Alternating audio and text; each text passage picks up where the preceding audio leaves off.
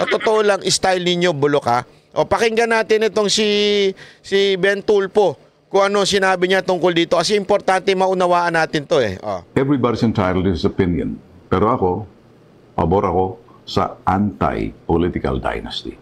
Ngayon, doon sa sinasabing disqualification case sa amin, partikular ako, si Ben Bitag Tulfo, hanggat hindi malinaw yung batas, hanggat hindi lumabas yung sinasabing batas na magmumula sa Kongreso, Senado, maraming nag-attempt na rito. Hindi ko maintindihan kung bakit hindi ma-implementa. Siguro hindi pumapasa.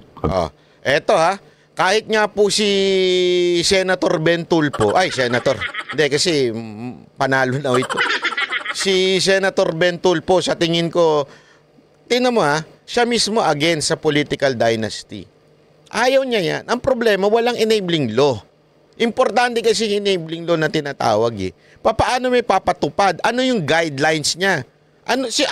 Anong definition ng political dynasty? Ito ba ay, when you say political dynasty, yung lang bang lugar lang na yon? Halimbawa, sa isang, sa Cebu, yung magkakapatid, yun ba ang ibig sabihin ng political dynasty? O yung may balwarte?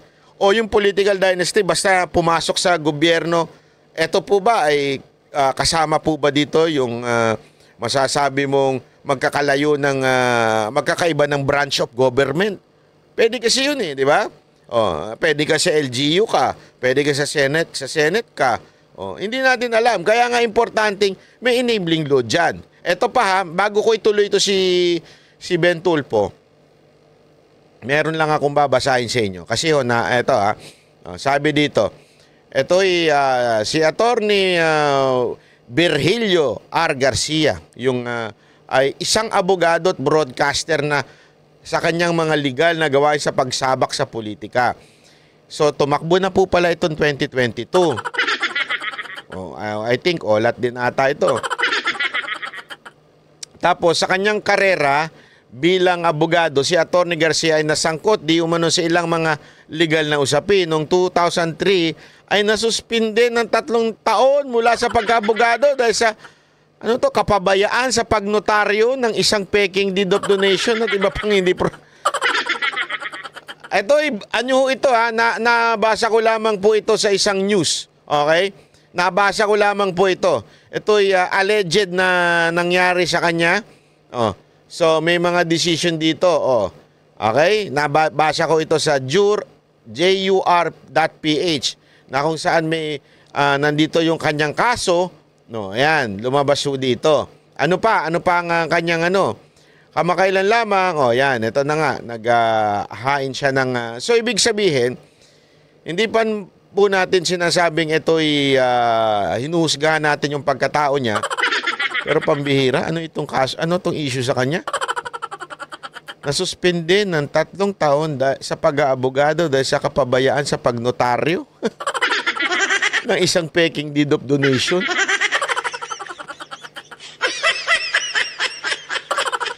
Ito nabasa ko sa news. Again, this is an alleged accusation and this is a news. Ibig sabihin, ito'y galing sa balita. Hindi natin sinasabing kumpirmado ho ito. Nililinaw lamang po natin. Ito po ang report na makikita ho natin yan sa jur.ph. Okay? Andyan po yung kanyang kaso o kinasangkutan. Ngayon, again, more than the background of this person, definitely, malaki ang ating problema sa kanyang gustong tumakbong representante ng nakalaban niya ang mga Tulfo. Tapos ikaw ang magpapadisqualify. Malamang sa malamang, wala talagang tsansang manalo ito kaya pinadidisqualify niya mga Tulfo. Tuloy natin si Bitag. At this point, Article 2, Section 26 of 1987 Constitution. Sinuri namin yan. The state shall guarantee equal access to all opportunities for public service and prohibit political dynasties as may be defined by law. So, para sa akin, hanggat walang malinaw na batas, enabling law, sino mag-i-implement yan? For now, I trust the wisdom of the Commission on Elections. Pero entitled din naman yung kumukontra sa mga dynasty. Or Dito, alam mo, tama siya. I think papaboran ng COMELEC yung side ng mga tulpo. Wala kasi enabling law eh. Paano nila ipapatupad? Wala naman lang nagsasabi, ganito ang ibig sabihin ng political dynasty, ito ang ganito. Hindi ho eh, wala ho. Dapat kasi nakadefine ho yan sa batas. Kaya nga, kailangan po ng enabling law. Unless, ipa-define nyo kay Libayan. Pag si Libayan na nag-define yan, sigurado against tulpo yan. Itaga nyo sa pader. May komento yung Libayan na yan dito. Sigurado ko, paboring ano na naman yan. Siguradong palaban na naman yan sa mga tulpo. Obsessed sa tulpo eh. being accused. Siguro dito sa parting to, dahil total, kung ako'y papalarin, lulobin ng pong may kapal na ako'y pumasok sa Senado, sisilipin ko na lang yan. O yan ha. Bitag. Kami, maniningil kami ha. Sinabi mo yan ha. Against ka sa political dynasty. So pag ikaw napasok sa Senado, sisingaling ka namin ha. Kailangan silipin mo talaga yan. Subukan mong ayusin. Alam ko mahihirapan kang ayusin kasi sa Kamara pa lang eh. Diyan kasi magsisimula yan eh. Bago pa umabot sa Senado, tapos magbabay ka, scam na naman. Bago pa, isipin mo ha, eto ha, if this is a sincere move against political dynasty, bakit tulfo lang? Ulitin ko, hindi ko kinakampihan niya, binabanatan ko yung mga kapatid nito. Pero bakit tulfo lang? Ang daming political dynasty sa Kongreso. Diyan nga, magkakapatid, baka pati kabit nila, nandyan eh. Nanay, tatay, lahat, nandyan ho eh. Nasa probinsya, tingnan mo, ganito katarantado yung mga yan. Nandyan na nga sa Kamara, isipin mo, congressman yung asawa, mayor, yung anak, vice mayor, ano pa yung iba? Yung pinsan, party list. How do you expect na talagang umusad yung political dynasty na yan? Pero gayon pa man, maniningil ang taong bayan kay Ben Tulfo. Sigurado ko, itong si Bitag, itatalakayin niya yan. Sisilipin niya yan. Sisilipin niya ho yan kasi binitawan niya ho yan. Itong maman to, nakita ko na ho ito. Pagka may binitawan to, ginagawa niya talaga eh. Silipin mo man lang. Kung ayaw pumayag ng mga kasamahan mo, siyempre, marami din dyan, magkakapatid. Nandami rin kung ayaw din pumayag nila. At least sabihin mo kung sino yung mga ayaw sa batas na gagawin mong kaya lang, mauna nga sa Congress. Mahirapan talaga si Ben. Hindi kasi, kahit ba sabihin niyang ayaw niya at sisilipin niya, nagsisimula talaga sa Kamara eh. Pero gayon pa man, do your best, Bitag. I know na magaling kang tao and you can persuade your colleagues na kahit pa paano, pag-usapan na huyang political dynasty na yan. Natin kung ano magagawa natin para hindi na magkaroon ng kalituhan at medyo yung kanya-kanyang interpretasyon dahil may batas na. Till then, ito ang nangyayari ngayon. Kanya-kanyang pananaw, kanya-kanyang interpretasyon. May mga dalubhasa nagsasabi, kulang. Mahina yung batas. So, ako naman, patuloy lang ako sa aking ginagawa. At sa aking ginagawan, advocacy namin, ilalaban namin, hindi namin iiwan. Yung mga maliliit na napapabayaan, walang boses, walang mga mukha. Sila yung inaabuso. Sila yung mga pinagsasamantalahan, niloloko at pinababayaan. Sila yung walang boses. Doon ako nakatuon ng pansin. Patungkol naman doon sa sinasabing citizenship. Pilipino ako. Tulungan ko pa kayo. Dalhin ko kayo kung saan. Punta tayo ng Amerika. Punta tayo ng States. Punta tayo ng Russia. Punta tayo ng China. Patunayan nyo na hindi ako Pilipino. Kung hindi nyo kayang patunayan, puro haka-haka, this is what I'm going to tell you. Read my lips. Shut up. May kasabihan, pag ang puno kitik sa bunga, binabato, niyuyugyug. Number 2 kasi kayo eh. Hindi, alam naman natin may issue kay Erwin. May issue kay Erwin Tulfo na citizenship. O binabanatan din natin yun. Di ba? Totoo naman. Pero sandali, 3 ang Tulfo, 1 lang ang Bitag. Di ba? Huwag nyo idamay itong mama na to. Hindi ako kasi personal eh. Ito, this is a personal conviction. Again, ang dahilan kung bakit nabubuhay ako at ang Banateros, kung bakit kami nagpo-political vlogging, because we want to contribute to our country.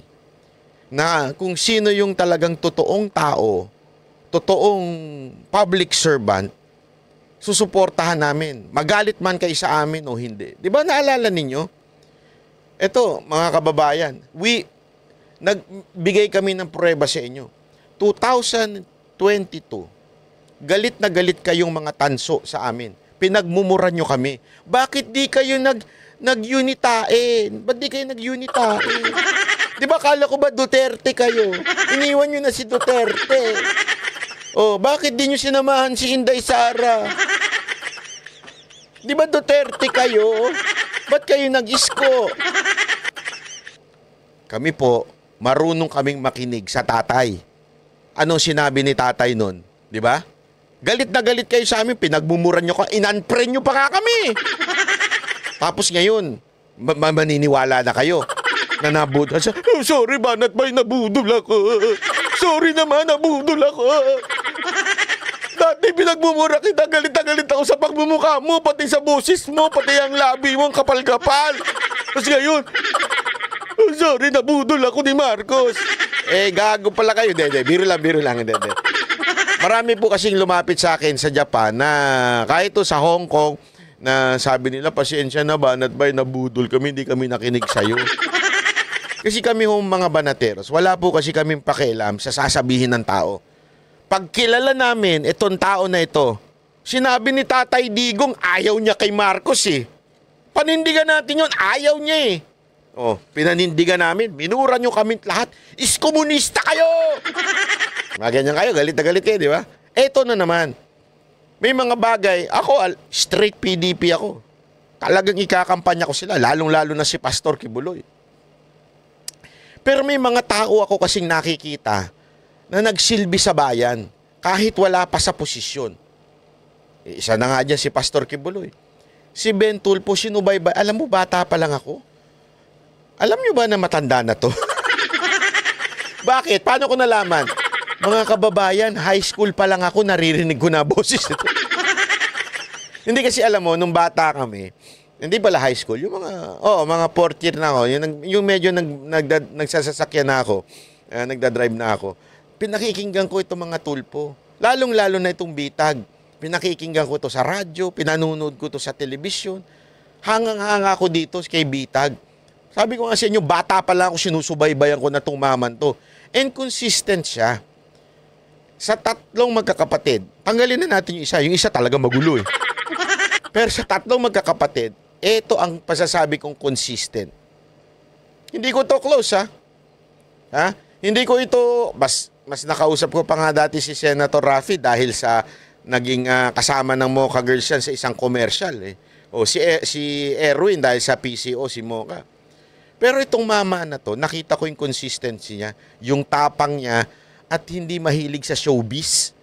Yung kasi alam naman natin yung kapatid niya, pasensya na ha. Yung kapatid niya pagka-trending, yun ang sinasakyang issue eh. Si Erwin naman, wala na, kinain na ng sistema. Pero ito naging consistent. At hindi namumulitika ito. Ayaw niya ng politika. Ang gusto niya, taong bayan.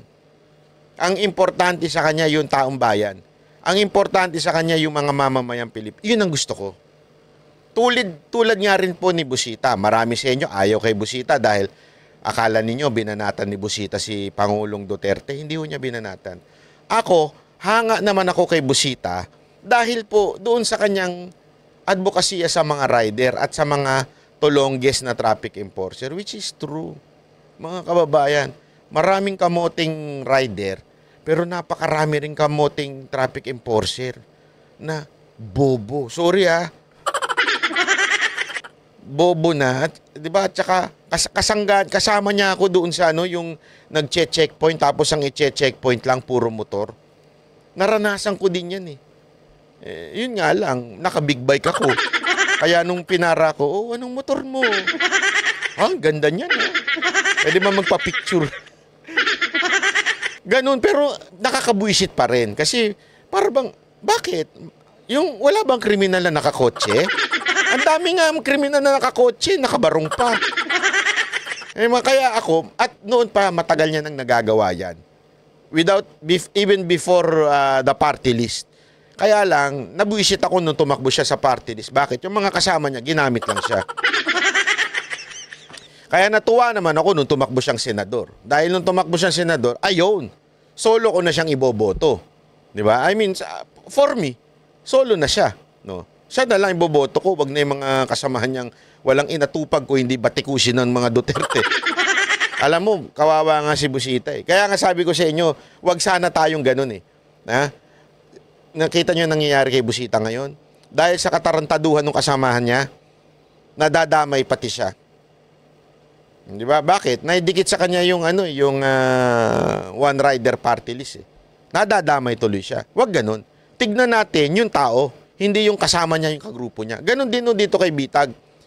Wag natin tignan si Bitag na bilang tulfo. Tignan natin si Bitag bilang separate. Wag niyong kakalimutan. Ha? Si Joseph, kilala niyo si Joseph? Joseph! Inakit ng asawa ni Potiphar. Joseph! Sabi, kilala niyo mga kapatid niya. Anong ginawa sa kanya? Binugbog siya. Mga walang niya yung kapatid niya. Hindi ha, di ba? Totoo, mga walang niya ang kapatid ni Joseph. To the point, pinabayaan siya hanggang mabulok sa kulungan. Buti na lang God was with him.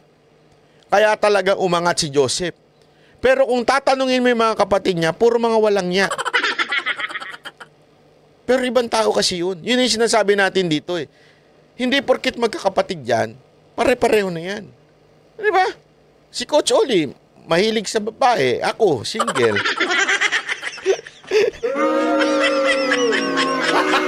Gago! Kakaiba kami. Hindi pa pwedeng pareho kami ng prinsipyo. Ako, ayokong nagmamahal. Gusto ko lang tumitikim. Biro lang po, biro lang. Gago! Hindi, ayoko. May kanya-kanya ko kaming prinsipyo dyan. Kaya mga kababayan, yun ay sinasabi ko, hindi porket yung kasalanan ng kapatid, kasalanan na rin ni Bitag. Di ba? Yun ang akin dyan. Kaya nga sabi ko sa inyo, eto, ako, sa tingin ko, mananalo ito si Ben Tulfo eh. Ako, sumusuporta ako dito. Hindi dahil sa mananalo ito. Pero maniwala kayo sa akin, pag ito nanalo at hindi niya ginawa yung mga pinapangako niya, yung para sa tao, pag hindi siya naging consistent, pag hindi niya pinagtanggol yung mga ordinaryong Pilipino, isa ako sa babanat dito. Maniwala kayo sa akin. Kahit ganito to kasiga, babanatan ko ito sa channel ko kung hindi niya gagawin yung pagsisilbi sa mga mahihirap. Kasi yun ang pinagsisilbihan niya ngayon eh. Doon ako nabilib. Again, pasensya ka na, Rapi, pero Senator Rapi, hindi ka ganun eh. Ang pinagsilbihan mo lang yung mga sikat. Sorry, wag ka magagalit, pero that's the truth eh. Di ba? Yun ang katotohanan. Iba ho ito si Bitag. Kaya nga sabi ko sa inyo, ako, binibigay ko baraha ko dito. Ipinupusta ko yung pangalan ko dito. I will not. Again, hindi pa ako nagkamali sa inyo mga kababayan. Never pa ako nagkamali sa inyo. Nung sinabi ko sa inyong bubudulin kayo ni Marcos, binudol nga kayo. Tama, mali. Ayaw nyo makinig nun. Ngayon, I will put again my name on this guy. Eto, hindi kayo bubudulin ito. At pag binudol kayo nito, maniwala kayo sa akin, ako, mangunguna, na batikusin to. Sasamahan ko pa si Libayan. Pero hindi. Nakita ko na itong maman to, mula nung bata pa ako, hanggang pagtanda ko, consistent to. Hindi to mahilig sa camera. Ang camera, ang dala lang niya yung kanila, yung team lang niya. Para siguraduhin na protektado siya. At para talaga mas lalong magising yung kanilang ginigising. Pero ang talagang tinatarget nito, yung mga umaapi sa mga ordinaryong Pilipino. Walang biro ho yun. Ha? Tuloy natin ito bago tayo magtapos. Pukulan ng mga taong siguro wala lang sila magawa o di kaya namumuna lang. Siguro may punto sila o siguro sila yung mga best example ng mga kengkoy, kumagat, kolokoy. Ayun, ako po, ayun na. Nayari kay ni Bitag. Basta ako, Mr. Bitag, huwag ka magbabago. susuportahan ka ng Banateros, huwag kang magbabago. Kasi pag nagbago kayo, babanatan talaga kayo ng Banateros. Pero naniniwala ako, hindi magbabago itong maman to. Consistent to, nakita ko na ho ito. So hanggang dito na lang po, muna tayo mga kababayan. Magkita-kits ulit tayo. Maraming salamat po. Ako po si Banat. Bye!